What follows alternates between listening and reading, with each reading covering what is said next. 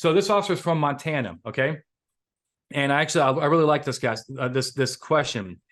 The officer followed a person that did not pull over. The person pulled into their driveway, okay?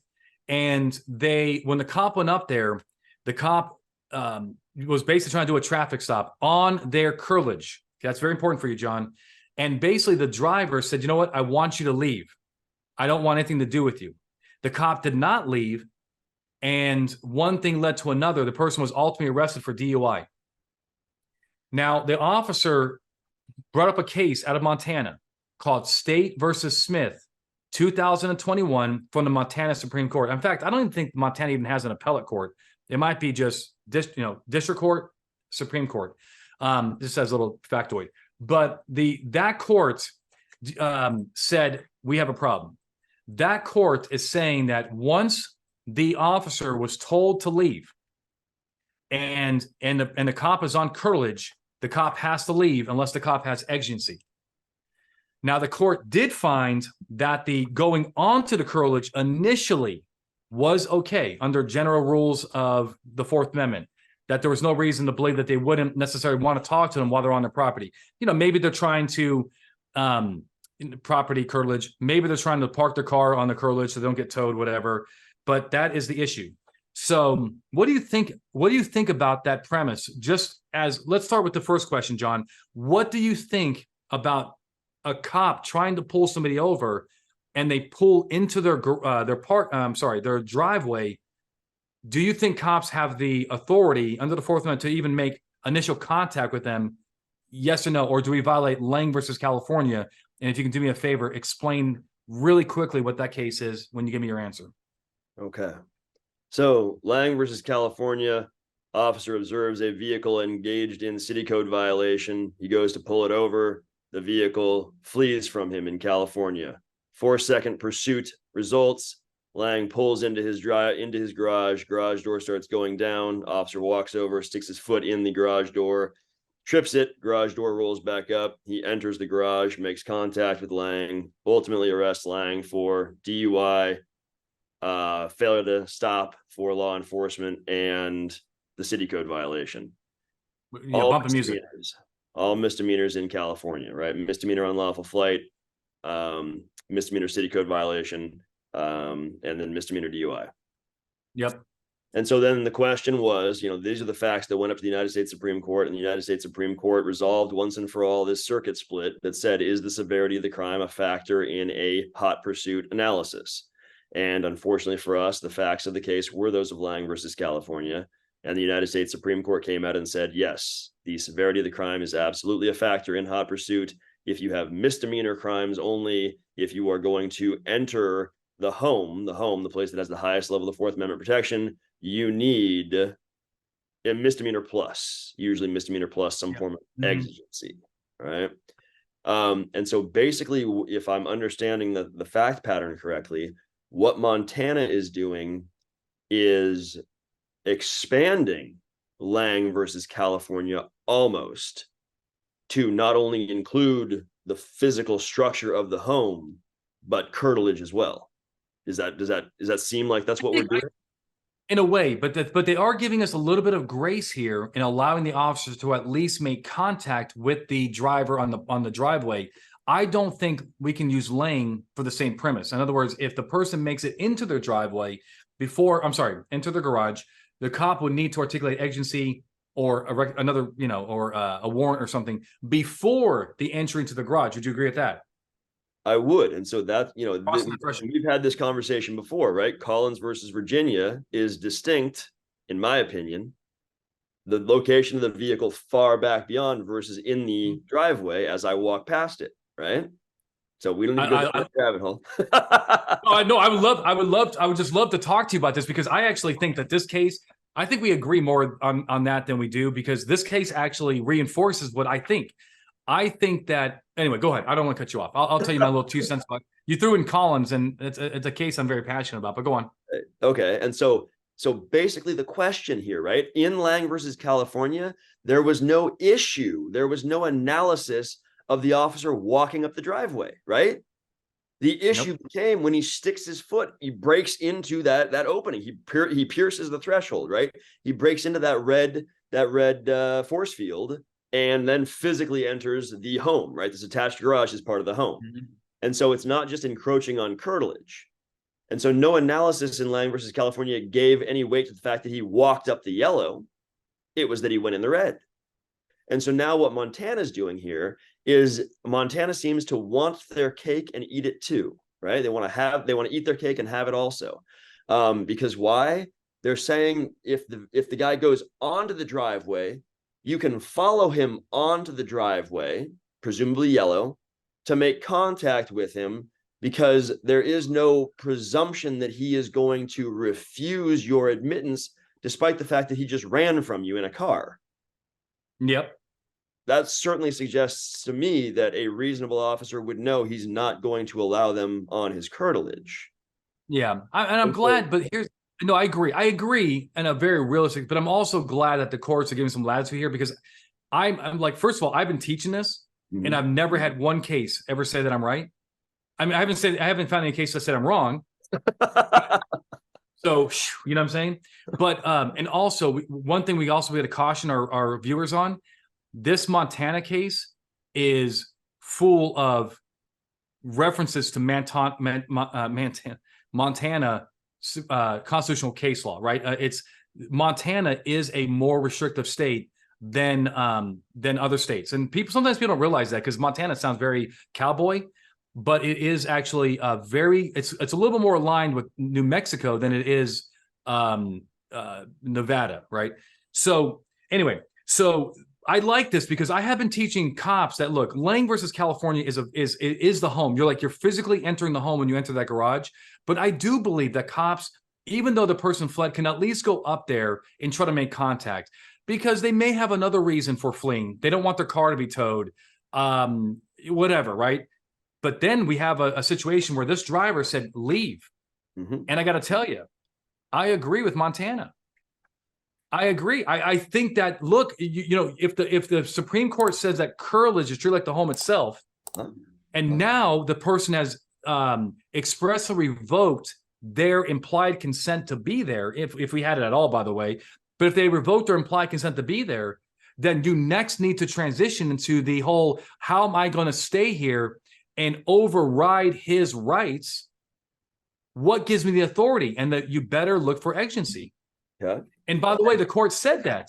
The court said you can articulate exigency, but the cop didn't. Okay. Well, and so right? Florida versus Hardenes, right? That supports this idea, right? Where, and then there's you say Jardines? What case are you referring to? Yeah, it's Florida versus Hardenes. What is that, a Supreme Court case? Yeah, it's the same case that you call Jardines. Don't be wise with me, okay? Don't be wise with me. Go on, my friend. It means gardens in Spanish.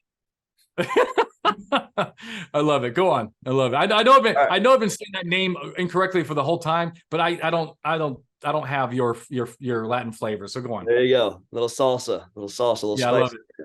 Yep.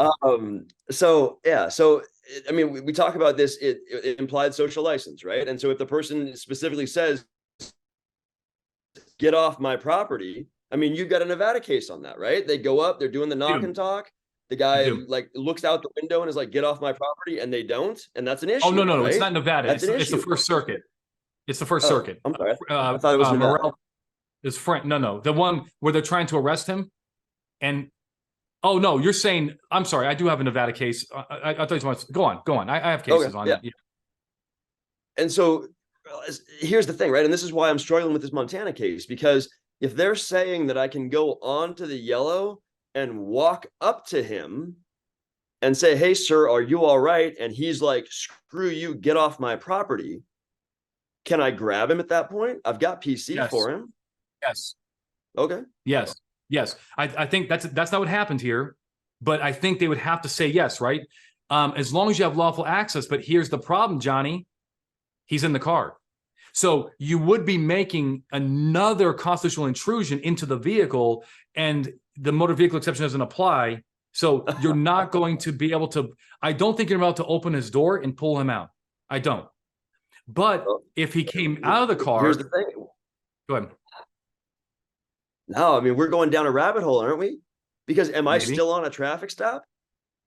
Yeah, Does but no Pennsylvania longer. versus Mims give me the whole him out of the No, vehicle? no, negative. You're no longer gonna. Pennsylvania versus Mims no longer applies because you're on the man's home, right? So you're inside of his home. So if we are saying that curtilage is treated like the home itself, not the same, but like close enough for government work, and he Okay. says leave, then your Pennsylvania versus Mims whole de minimis and it's not that big of a deal. It's just a little more intrusion than the original traffic stop doesn't apply because you're no longer lawfully present if you don't have exigency.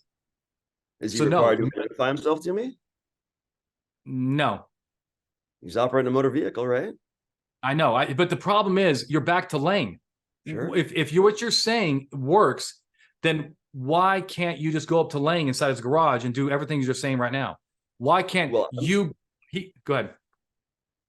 No, I'm saying it is different because he's in his garage in Lang. And so I'm saying I agree. They're saying you can't walk up to the car and make contact with him. But Montana is saying in this case you can walk up to the car and make contact with him. Because I think the way I look at this is that curtilage it's treated like the home itself. It's not the same. And I'm glad that they say this because there are some instructors out there that literally say if you're in their backyard, it's as if you're in their kitchen. Now, I don't believe that. I believe that there are plenty of times that cops have been in people's backyards where they could not have been in their bedroom inside their home. And I do, and even though case law is a little fluctuating on this, but I use the loud party call. I think it's much easier constitutionally to be in a backyard that shut down a loud party than it is to be inside of an apartment shutting down a loud party. I think constitutionally, it's not the same analysis. It's the government intrusion is much more inside the home. So going back to this curtilage issue, yes, I mean it is their protected area. They told you to leave. You no longer have implied consent if you ever had to begin with, but I'm glad they gave it to them a little bit. You never had implied consent. I'm sorry, you had implied consent. Now you have revoked consent. Now you need to transition to a recognized exception, demanding their ID and trying to write them a ticket for no license being surrendered upon demand is not good enough. You need to go to the curb. It does. I hate saying this, but this is what I think the law is. You need to go to the curb. You need to describe that person as best as possible in an arrest warrant, and come back with your friends. Not come back, but invite your friends over. Wait for that paper to be issued, and take them in custody. Well, look, that's what Montana's saying. So, I'm not saying I'm not saying that I'm right because Montana. First of all, we disagreed about a case the other day where the law was in your favor, which was that whole the case out of Connecticut. What about the gun case? What was that case? And somebody sent you a case that says I was wrong. Bullhorn was it? Paul Ocean, Lincoln, Edward Robert, Polar. And what was the principle? What was the principle of that case? It says we're talking about the iPhone. Oh, the iPhone. Oh, yeah. Oh, dude. Completely. Dude, I've been thinking about that case, that whole idea. I cannot, with a straight face, sell that, man. So that was the whole, like, holding your iPhone up to a tinted window and looking in it. And that is results-oriented judge right there. He just wanted that gun to come in that case. But look, here, I can see the logic, at least. They are actually pointing to Supreme Court precedent. And the other thing about this is that the court did say, that the cop did not give any articulation of impairment. Just kind of goes on about that, but it was only for speeding and pulling into the driveway, and failed to yield, did not demonstrate any exigent circumstances. And they concluded that it was an invasion of the person's privacy and their jardines. So I'm gonna have to go with it, man. It makes sense to me. I mean, and by the way, I think well, look, we can disagree, obviously, but when you say when we talk about the stolen car being on yellow, the area where the Girl Scouts can go, I totally agree with you, John, that if you had a cop go up to do a knock and talk that was there lawfully, right? They're lawfully present, he or she could pick up that stolen car and take it with them. The problem that I always have with these stolen car cases is Billy Bob, the tow truck driver. What gives the cop the right? What gives the cop the right to call up a third party and says, hey, come over to this house, bring your record, and come onto this man's curtilage and hook up his car or a car? I mean, I just don't see it. I don't see how they have the authority to do that. And I don't see any implied consent to invite third parties onto a person's curtilage to recover evidence against them. How do you respond to that, John? Walk over and give me the hook. Hand it to me. I'll walk over and stick it on their car and we'll rip that bastard out of here. Man, this is why you're from Arizona, because you guys are the mecca of bad case law, because you got this cavalier cowboy attitude down there, and you're like, I don't give a shit. You know what I mean? It's like you're legit, man. You're like the last known freaking wild earp around here. I'm saying, Texas is my last bastion, man. I'm holding out hope for Texas. That's our last hope. That's our Obi-Wan Kenobi. Right? Look, I'm almost worried now. You're teaching. We're gonna get like a lawsuit. And like Johnny told me to call Billy Bob over. He's told me to hand him the hook. All right. So that question, we're good there. So, am I finally, John? Finally, the cop did say, look, I work in a small town, 3,000 people, which is twice as many as Iowa. I work in 3,000 people. I don't have backup to help me out here. What am I to do? And I would advise that officer articulate exigency, I guess, right? Yeah, if you have a DUI, right? Because absolutely, So I think you're going to be okay. And then let's do one more. But other than that, every one of your officers needs to know how to submit search warrant affidavits, and you need to wake your judges up all night long pursuing these. I agree. Yeah, That's their job. Yeah, that's their job. Okay.